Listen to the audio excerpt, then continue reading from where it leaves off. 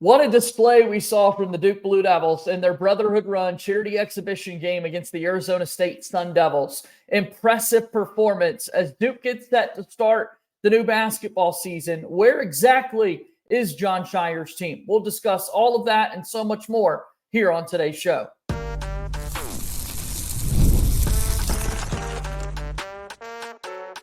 You are Locked On Blue Devils, your daily podcast on the Duke Blue Devils. Part of the Locked On Podcast Network, your team every day. Hello, everybody, and welcome on into another episode of the Locked On Blue Devils podcast. My name is JJ Jackson. Love having you here with us on Tuesday, October 29th, 2024. We're getting so much closer to the month of November and so much closer to the start of another basketball season, which is incredibly exciting here within the Duke basketball world. If you haven't done so already, Locked On Blue Devils is a podcast devoted to everything going on in the life of Duke athletics. I would encourage you to go subscribe and support this podcast.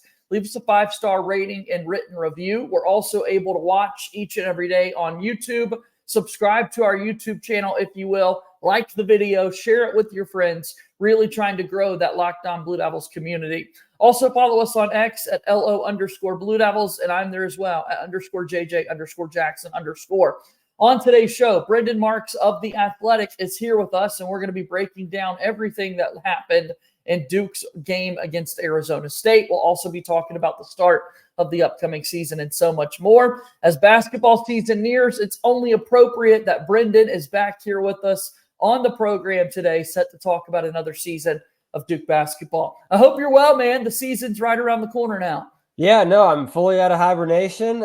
We've been back in Cameron. I'm ready for it to start already. I'm tired of talking about it. Let's get to it. Yeah, undoubtedly. Really excited to talk about what we saw this past week from Duke in their game against Arizona State. It's been an offseason of a lot of chatter with this Duke team in particular, a lot of hype surrounding Cooper Flagg and some of the other freshman players coming in, a summer of Olympic basketball and all the Duke connections that are out there in the world. But now it's time to dial into a college basketball season. Jon Scheyer getting set for year 3. And look, we're getting used at this point to seeing it being Jon Scheyer over there on the side, despite the fact we saw several glimpses of Mike Krzyzewski on Sunday at that exhibition game. Like, we're in the heart of a Jon Scheyer Duke basketball program. Yeah, absolutely. And, you know, Mike Krzyzewski was there yucking it up with Bobby Hurley before the exhibition the other day. But no, I mean, this is clearly Jon's team. And I think really you go back to this offseason and some of the difficult moves that he had to make. Obviously, you know, 4 former 5-star recruits, you know, are no longer on the roster, which is not the kind of move that a lot of coaches would make. So I think his willingness to figure out, okay, how do I maximize the talent and specifically the roles around Cooper Flagg, and then his willingness to go out and actually, you know, make some difficult, you know, have some difficult conversations, make some difficult decisions. You end up with a product that, you know, as we saw against Arizona State, doesn't look too bad. So, you know, I applaud Jon for that. Now we see if it pays off in the season. Yeah, we'll see exactly how the season unfolds starting next Monday with that opener against Maine. But we got to dive into a little bit of the X's and O's, the Jimmies and the Joes, what stood out specifically with that game against ASU. It was a 51-point victory against Lincoln, a Division II team that had the cool tie of Julius Hodge being the coach and coming back to the Raleigh-Durham area. And it's like, okay, this is a Division II team. And then Arizona State comes into the game. I'll start with this, Brendan, because you are someone over at The Athletic who just knows so much about college basketball. What were you expecting in terms of a matchup going in, if we could set the conversation up that way? Yeah, for sure. Well, you know, for me, I did the double on Sunday. So I was at North Carolina and they're playing Division II Johnson C. Smith, and then was going over to Duke for Arizona State after. And I figured that the North Carolina game would be the snooze fest and that Arizona State would be at least somewhat competitive. And they both turned out to not be. So, you know, I will say this, Arizona State, you know, I don't think is going to be a great team this year. They were picked 12th in the media poll to finish in the Big 12. In The Athletic at our preseason rankings, we picked them 9th. They do have 2 future pros on the roster, and Jaden Quaintance and Joe Sansanon. Quaintance was good. Sanan is still figuring things out, as Hurley said. But this was not competitive from the opening jump. This was a game that, you know, I was talking to some other reporters before the game, and we figured if it was a regular season game, the line might have been 10.5 points. Duke was up more than that at the half, never looked back. I mean, raced out to an 8-2 lead. I knew Duke was going to be a big team. I believe they're the first team since Florida State, like over a decade ago, to not have a rotation player under 6'5". But knowing that and seeing it up close and in person are completely different. I mean, it is smothering the length and the size that this team have. And Arizona State found that out early and found it out often. Yeah, it was the second half that so often you want to talk about the offense, right? This team scored 66 points in the second half. Is that good? Which is how does that happen? A 20-minute half, 66 points, unbelievable. But it makes you forget about the fact that, hey, we can't let this other team score, and that the defense was as impressive as it was. Is it simply starting with the size and how athletic and physical and just large Duke is as a basketball team defensively? What goes into that? Yeah, it's partially that, but I kind of go back to this offseason, and we talk about this being John Shire's program fully now. If you look at Duke in year 1 under Shire and Duke in year 2 under Shire, in year 1 you start Lively and Filipowski. You're incredibly big. You got Mark Mitchell at the 3. You're gigantic again. The defense was 16th best in the country per Ken Palm in adjusted efficiency. But over the last month and a half or so of the season, when they went on that 10-11 game winning streak after the Virginia missed free throw debacle, from that point on, Duke was a top 10, maybe top 5 defense in the country. Lively was the best defensive player in the country at that point. They were switching everything, obliterating teams. Last year, Shire gets away from that, leans more heavily into the offense, goes 3 out goes to 3 guards, obviously is a little bit smaller. Filipowski at the 5, the rim protection suffers. You still finish 16th in defensive efficiency, but it looks a lot different from the year before. And so I think this offseason, Shire said, which of these teams did I feel more connected to? Which of these teams did I personally as a coach enjoy more, feel like I had more control over? And it was the first team, because the defensive intensity carried over to the offense. And I think that when he was building this roster, specifically for his 3rd year, he really wanted to get back to the intensity of those defensive roots from year 1. And so it started with the roster construction and the length, and making that sort of that is going to be the bedrock of this Duke team. Duke's not going to shoot 15 threes and make 15 threes and a half every single game. They're going to win games because they just completely smother teams. I mean, you're talking about 2 guys in the front court in Cooper Flagg and Kaman Malwatch, who both have 7-foot plus wingspans. Proctor and Foster at 6'5" each in the backcourt. That's an NBA size backcourt.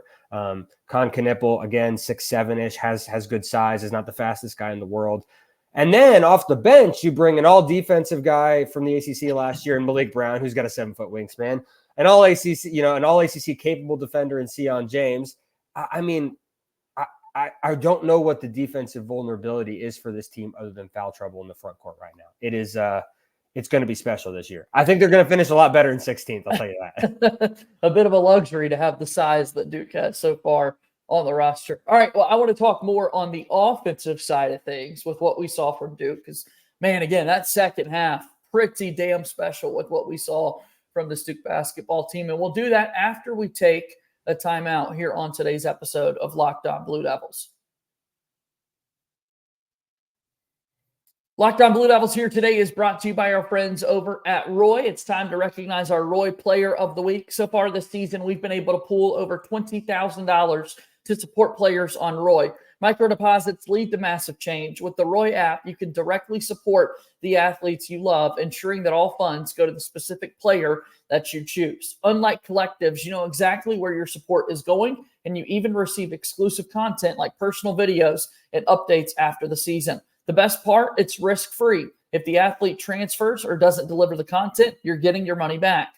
This week in the college football world with Duke specifically, I'm going to support Eli Pankel. Locked On Blue Devils pitching in $100, and I'd love for you to join us. Even $10 makes a difference. Let's show Eli Pankel, who's having a career year, caught that overtime touchdown pass against SMU this past week, and let's show him all the love and keep him connected to our school. Remember, pay today, celebrate tomorrow. Your support sets your team up for success. Don't miss out also on Roy's exciting giveaway. Win 2 tickets to a game in November. Just download Roy, create an account, and enter referral code Locked On, and you're entered. Download Roy now. Join the NIL game, and no subscriptions and no fees. Be sure to check us out on Instagram, Facebook, and X at Roy_return on you for more info. Roy, support the players, change the game. A proud sponsor of the Locked On Podcast Network.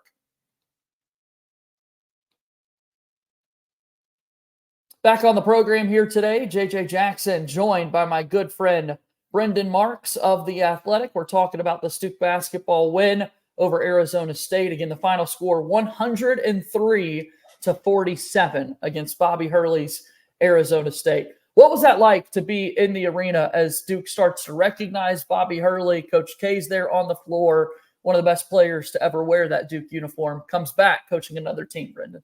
Yeah, it's pretty cool. You know, K's appearances since his retirement have sort of been few and far between, and so it's always special when he's back. It was very cool when Hurley walked in. You know, there's a big gaggle of reporters over there trying to get video, and when I turned away to go back to my seat on the base on the side of the court, you know, you pass by Coach K and Mickey sitting in the corner, and he's beaming like a proud grandfather, father. You know, obviously they're yucking it up and hugging before the game, and they present him with a ball and everything. It's cool. I mean, this is one of the, you know, it's wild to me that Duke players today may not realize how good he was. The fact that he's still the NCAA's all-time assist leader 30 years later is pretty wild, speaks to everything he accomplished. But no, it's always cool when one of those guys come back. Grant Hill was in the crowd there supporting, so very much a family affair, harkening back to one of Duke's best teams, best eras. And, you know, and unfortunately, Bobby Hurley got a taste of what could be one of Duke's best teams on the other end of it on Sunday. No kidding. As they discussed throughout the TV broadcast, maybe in a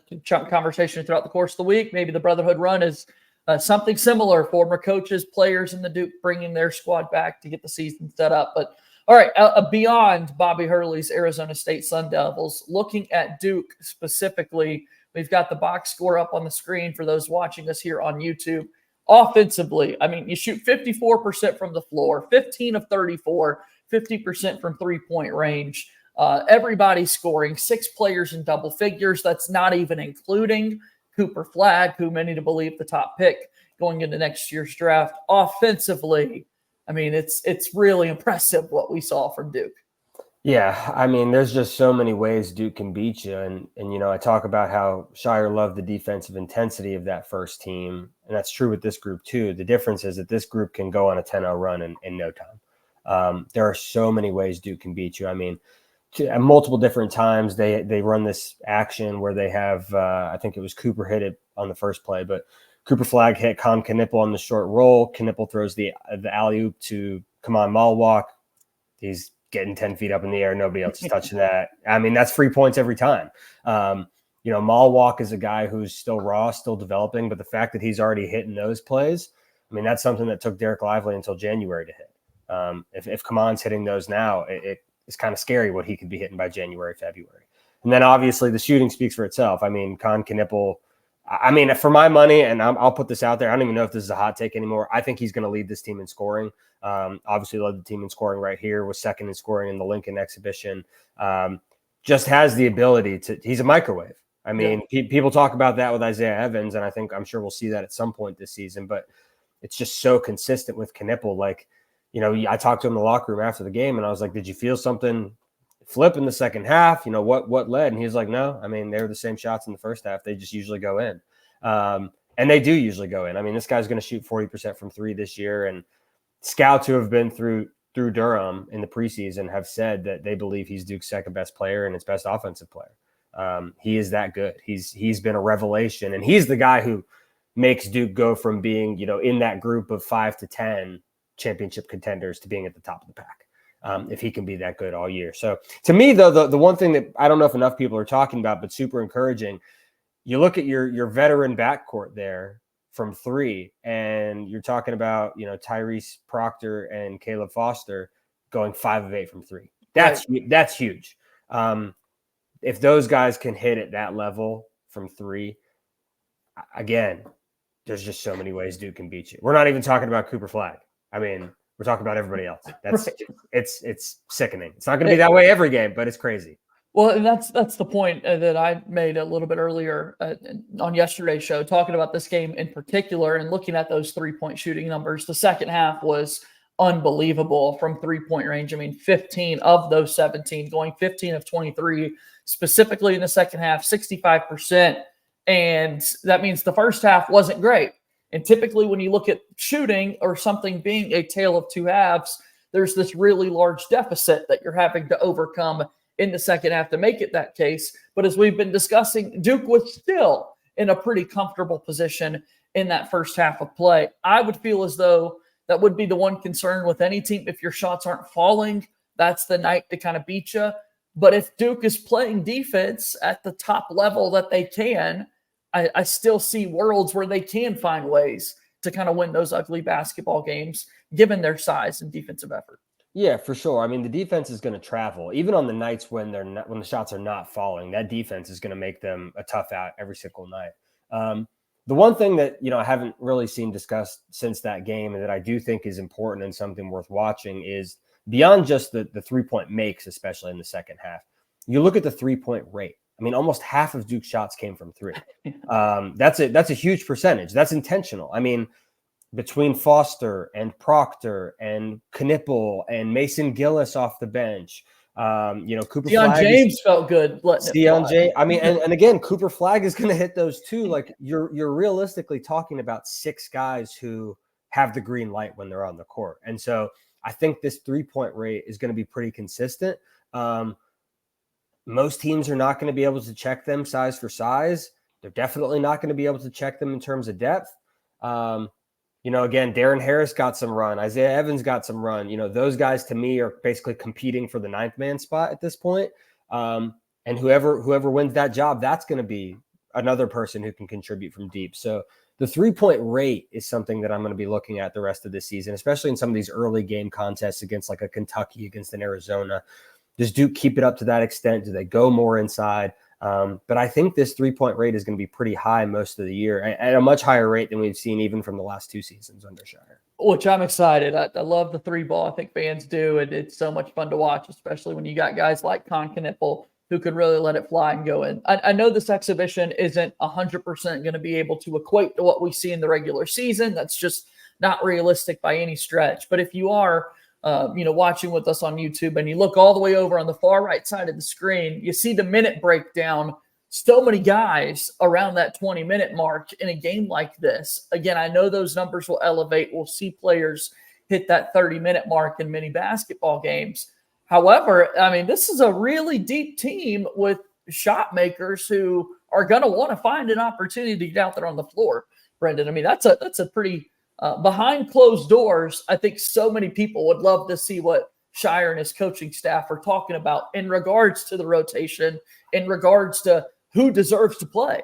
Yeah. And I mean, look, in theory, could 10 or 11 guys play for this team? Probably. It's going to get whittled down though. And that's the thing. So, to some extent, John was merciful in not putting Cooper Flagg back in the game. I mean, you're up 30, you call off the dogs a little bit. But, he's going to be a 30-minute-a-game guy. The guards are going to be that big. The thing that I'm interested in is going to be in the front court. When Pat Ngongba is back and is fully healthy, is still working his way back from some lingering foot issues that even stem back to last season when he was in high school. What does the front court rotation look like? I mean, I don't think Ngongba is going to be a major player. I sort of look at him as like a Christian Reeves break glass in case of emergency sort of front court option. But if I was an opposing coach trying to beat Duke, the best way that I can see to do that at this juncture is you make Kaman Malwalk and Malik Brown get in foul trouble. So I think you saw a spurt where Duke experimented with Cooper Flagg at the 5. I think Ngongba can force his way into the rotation in that way just because they need bigs. But, I mean, that starting 5 that we saw is going to be the starting 5. The first 3 off the bench in Sion and Mason Gillis and Malik Brown, that's going to be the first 3 off the bench. Like I said, I think Evans and Harris are competing for that 9th man spot. They'll both play up through December, but then after that, it might even go down to 8, depending on how productive Sion James can be from 3. So you have to whittle it down. The fact of the matter is, last year when a guy like Caleb Foster gets hurt, you didn't necessarily have the depth to replace him. If an injury does present itself this year, anywhere along the perimeter, you've got a 5-star waiting in the wings, so you're in pretty good shape. Yeah, good problem for Duke to be in terms of the depth of this squad and what to expect this season. So I want to talk a little bit more about the full season expectations and other things as we start to wrap up our conversation with our pal Brendan Marks of The Athletic. We got to take one more time out before we get there, though. Okay, Locked On Blue Devils here today is brought to you by our friends over at FanDuel. FanDuel is America's #1 sports book. So many different leagues and things to be betting on. I hope that you enjoyed the sports equinox that we saw last night. The Major League Baseball and the World Series, Monday Night Football between the Steelers and Giants, and then, oh yeah, the NHL and NBA both have started their regular seasons. We had everything in the world of sports, and you could see it all over at FanDuel. We're talking specifically about the NFL right now, and we want to let you know that new customers can bet $5 and get $150 in bonus bets if you win. The FanDuel Sportsbook app gives you everything you need to place live bets on the NFL all in one place. So when you get a hunch in the middle of the game, you can check out the latest stats, view live play-by-play, and so much more on the same page where you place your bets. Just visit FanDuel.com to join today. You'll get started with $150 in bonus bets if you win your first $5 bet. That's FanDuel.com. Never waste a hunch and make every moment more with FanDuel, an official sportsbook partner of the NFL and a proud sponsor of the Locked On Podcast Network.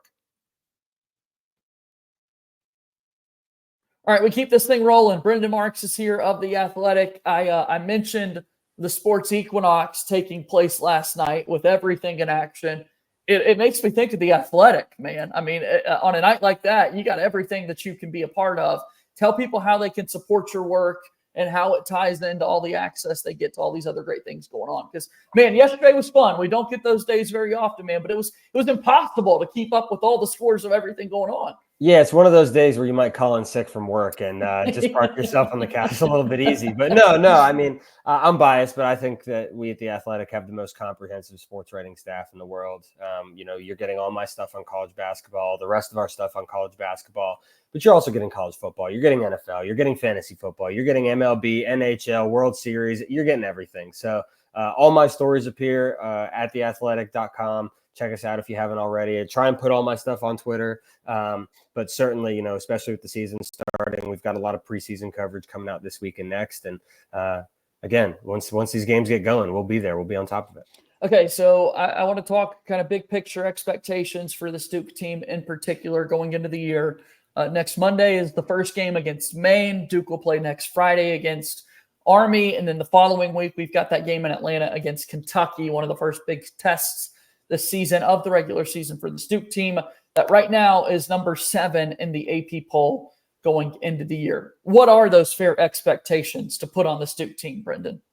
Yeah, I mean, it's national championship. I mean, it is. And it's one of the few teams in the country that has the pieces to do it. I mean, really, you're talking about, you've got 2 guys in the backcourt who know Duke, who have played in the tournament, and Tyrese Proctor, who know what that level of physicality is like.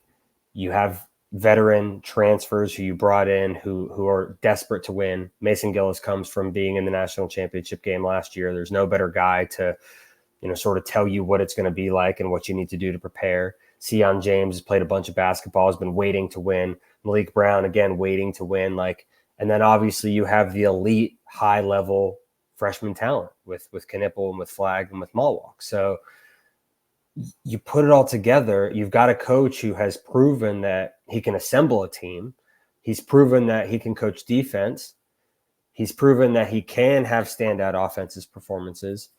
But this is going to be, for John Shire, this season is going to be about managing the circus as much as anything, because the talent on this team is good enough to win a national title, especially in a year that's more wide open than it's ever been. I think being 7th in the preseason, I don't really give too much credence to those polls, but you think about the teams that can win it all. It's Alabama, it's Kansas, it's UConn, it's Iowa State, it's Baylor, it's Duke. Those are the ones at the top of the pecking order. So, Duke is picked to win the preseason in the ACC every year. We'll see. I think they're clearly the best team in the ACC. North Carolina, I'd put in the same tier as them, but those would be the only 2.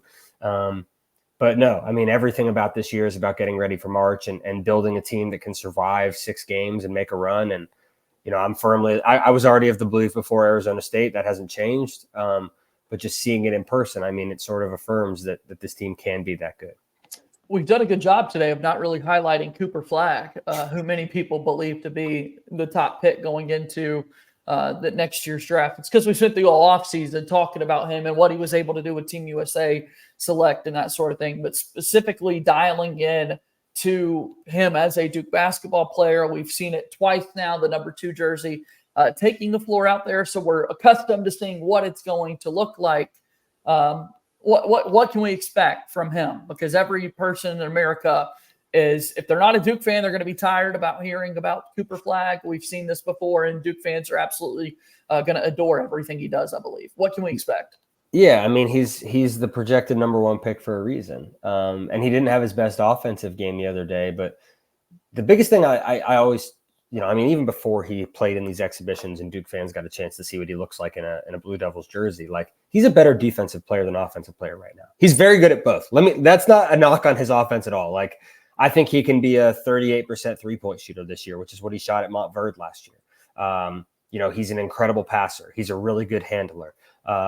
Incredible finisher around the basket. Like, he is a great offensive player, but he's even better defensively. And especially within the way that Jon Scheyer wants this team to play, I think that's where you're going to see his impact as much as anything. Like, for anybody who is lucky enough to get through the Cooper Flagg wall, obviously then you've got Kamon Malwalk waiting behind him. But like, Cooper can be one of the best defenders in the ACC right out of the jump. I firmly believe that. I mean, the physicality, he was battling with Jaden Quaintance, who's a grown man at 16 years old, was battling with him in the post the other day. Like, he's going to have to bang with 4s at times, and he can do it. But I don't think that Cooper is going to be the leading scorer on this team. He doesn't need to be. Like at Montverde, there are so many other good players here who can do that. He's a guy that I think is probably going to average something like 13 and 7 and 6 and 2 and 2, which is pretty good. I mean, at the Athletic, he received the 2nd most votes in our staff panel to be an All-American, more than RJ Davis, who was a first-team All-American last year. Like, that's high expectations. Crazy, But he will have the games. He will have the offensive outbursts. When the lights are on is when he's usually at his best. I would not want to be Mark Pope at Kentucky having to play him in their first national showcase game. I would really not want to be Mark Pope in that situation. But he's going to have those 30-point blowouts. It'll come. Don't worry. But I'm expecting him to be, all ACC first-team caliber player, potentially be an All-American. It's a high expectation for a 17-year-old, but he's good enough to make good on it. I can't wait to watch it all unfold, and him specifically. It's going to be a really fun year for him and really fun year for Duke basketball, we hope. I'm definitely in the national championship or bust category, and want to see the Duke team get it done. All right, before we let you go, it'd be remiss if we didn't bring this up throughout the course of the offseason. As a new season begins, recruiting kind of dies down as we've seen a couple of guys jump in the wagon for the class of 2025. We heard so many updates from you, who was at Peach Jam for every year running forever, it feels like, Brendan, and you've given us update after update about Cooper Flagg specifically, and then the Boozer twins as well. How did Duke get there? How'd they get across the finish line? What does it mean to have the Boozer twins jump on board? Yeah, I mean, I haven't had a day on Twitter in a while, like people clowning me for saying that Duke was not a lock to land the Boozer twins. That's the truth, though. It really is the truth. I mean, I cannot understate how much of a contender Miami was. Like, the hometown appeal, especially they're big homebodies. Obviously, they've stayed at Columbus. They could have gone anywhere in the country. They're close to their mom. They're right there. Miami has a robust NIL program. Jim Larinaga has been to a Final Four very recently. He's the best coach in Miami history. Like, he's put pros in the league. They've had 5-star guys. They've got one this year in Jaleel Bethea. Like, Miami was, I wouldn't say they were the favorite the entire time, but it was a neck and neck. I mean, truly 50-50. And then in the last couple of weeks, the Boozers took a visit late in the process that was really, really pivotal in getting Duke across the hump. And then in the last sort of week before they announced it, it really sort of crystallized that it was going to be the legacy pick. But it was not close the whole time. I mean, it was that close. It really was. It was not a guarantee that they were going to be going to Duke. But obviously, this was the dream scenario for Jon Scheyer.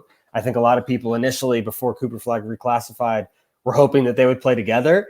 I can tell you that was never going to be the case. Those guys were going different places if they were in the same class. And so for Duke to land both of them, Obviously, you get Caden at the same time, gives you a point guard. You're talking about losing multiple guards off this year's team, having a building block in the backcourt. Someone who can also be a multi-year player potentially is huge. So for John Shire, he needed to get Cam Boozer. Duke is potentially going to lose its entire starting five this year, plus 2 or 3 of its top guys off the bench. Boozer at least gives you one legitimate rock solid piece that you can bank on for next season. Now he's got to round out the rest of the class. I don't know how much of a super class this will be. John has said he wants to get away from those, and then he ended up building one again this year.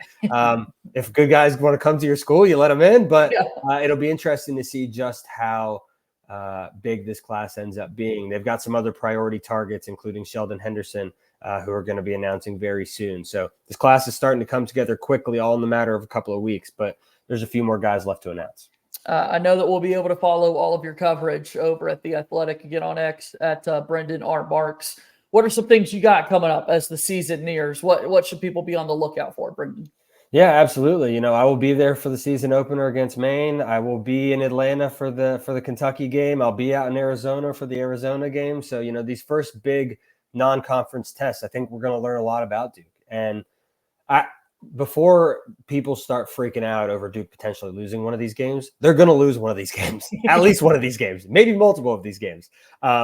This schedule is intentionally built to be difficult, to teach these guys what it's going to look like once they get to the NCAA tournament. And so, you're playing a really good team in Kentucky that, again, is completely rebuilt, but it's a style where they're going to bomb away and they're going to challenge Duke. Arizona has a legitimate big in Montevis Krivas who's going to challenge Kaman Malawak inside. Not many people in America can say that. This is intentionally a difficult schedule. I'm excited to see how Duke handles it. I do think that it's not going to go undefeated. If it goes undefeated against Kentucky, against Arizona, against Kansas, and against Auburn, the circus is going to be, it's going to be truly on 2018-19 levels. It's not impossible, but that's my priority for these next couple of weeks, is seeing how Duke does against some legitimate competition. And many stories along the way with it. It's so good to see you, Brendan. I know our visits will increase now that the season is here, and that certainly excites me. So thank you for the time here again today, and we'll do it again soon, all right? Absolutely. No, I always love coming on and talking, and I'm glad the season is here. Appreciate you having me. Absolutely. That's Brendan Marks of The Athletic joining us here on today's episode of Locked On Blue Devils, and that brings us to a close. How good was that? Always appreciate his time and insight. Back at it again tomorrow, talking more Duke basketball and other things in Duke athletics. That'll do it for today's show. As always, go Duke. I'll talk to you tomorrow. My name is JJ Jackson. Thank you and good day.